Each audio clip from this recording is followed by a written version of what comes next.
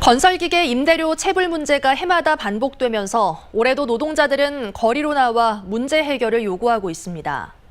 임대료 체불 방지를 위해 보증서 발급을 의무화하고 있는 현행법도 현장에서는 무용지물이라는 지적이 나옵니다. 보도에 강서영 기자입니다.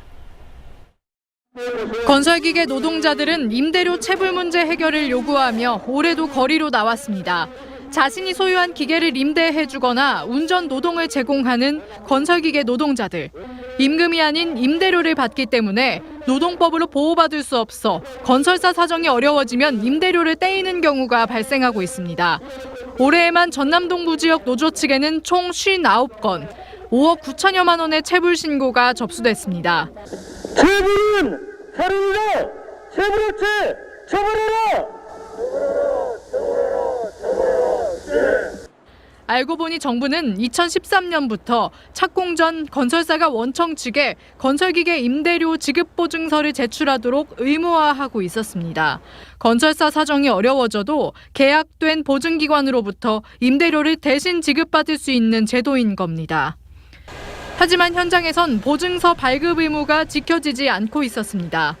여수산단 대기업 공사 현장에서 2달간 크레인을 임대해준 정모 씨는 건설사가 보증서를 발급하지 않아 2천여만 원의 임대료를 받지 못했습니다. 크레인을 운행하다 보면 기름값도 많이 올라가지고 그런 장비 비료를 못 받아보면은 이제 이중으로 고통을 받는 거죠. 아예 보증서 제도 자체가 무용지물이란 지적도 나옵니다. 대부분의 현장에서 건설기계 임대차 계약서를 작성하지 않기 때문입니다.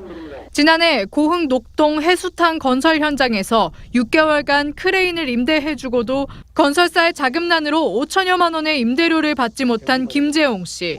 건설사와 김 씨 사이에 임대차 계약서가 없어 보증기관으로부터 임대료를 지급받지 못하고 있습니다.